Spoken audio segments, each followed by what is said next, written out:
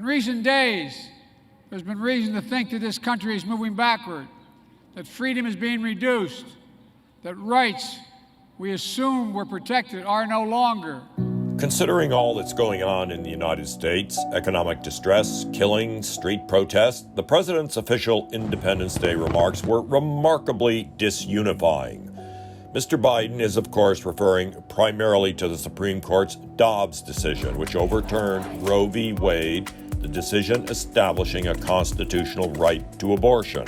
We believe, as you do, Mr. President, that what's available to New Yorkers and the other enlightened states should be available to all Americans. Enlightened politicians in the Democratic Party now intend to run on abortion into the midterm elections. The Supreme Court decision that Democrats are not likely to elevate on the campaign trail is West Virginia versus Environmental Protection Agency.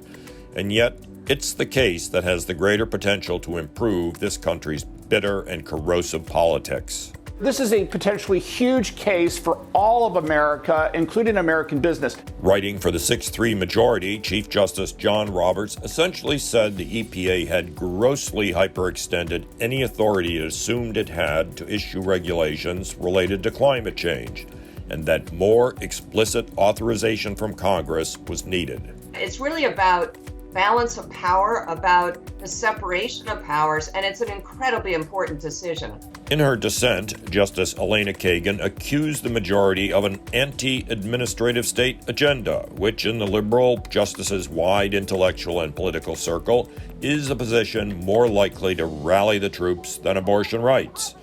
Indeed, perhaps more than any other issue, the administrative state is the reason American politics descended over time into gridlock and polarization. What gives me hope is that this president is undeterred by this. He knows we're going to take action, and he knows it's going to continue to be bold. After World War I came the Roaring Twenties, which in most minds invokes economic vitality.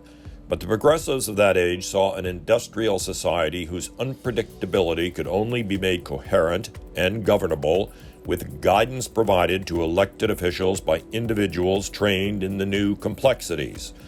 Incubated by President Woodrow Wilson, the idea of an administered state grew inside FDR's New Deal, then extended to healthcare and social welfare policy with LBJ's Great Society.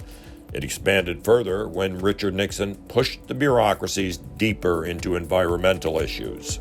I've been protesting the growth of government for a number of years. I've had a concern lest the permanent structure of government becomes so big that it would become beyond the control of Congress and beyond the will of the people. Ronald Reagan was the first president to make a political issue out of the administrative state's own excesses. What began as a theory about governing with the knowledge of experts, Reagan argued, had become coercion by experts. When I first suggested the danger of government control inherent in so many federal handouts, there were people who denied vehemently that any such thing could ever take place. And yet, before too long, the same people were saying, "What's wrong with government control?" And in the recent days, we've heard representatives in the higher echelons of government ask us, "Well, are you afraid of your own government?" Well, to tell you the truth, I am. And all of us should be. Today, this alliance between the Democratic Party and an increasingly non-neutral generation of experts, such as Elena Kagan, has displaced the rightful venue for arbitrating social and economic disagreements. U.S. healthcare, once known as going to see your doctor, has been captured completely by academic specialists. The result, a partisan legislative morass called Obamacare. Things got worse with the pandemic and the suppression of dissenting scientific opinions such as the Great Barrington Declaration on COVID-19 policies, such as mask mandates. For current and future public health crises, we want to preserve that authority for the CDC to have in the future. The administrative state has created ideological divides that will take a long time to undo, but last week's West Virginia ruling offers a glimmer of hope. Regardless of where you are on the issue of climate change, it's important to play by the rules. Don't try to use the agency process to short-circuit Congress's role under the Constitution. With West Virginia and Dobbs, the Supreme Court is attempting to resurrect the decisive role that substantive politics played at the time of this country's founding.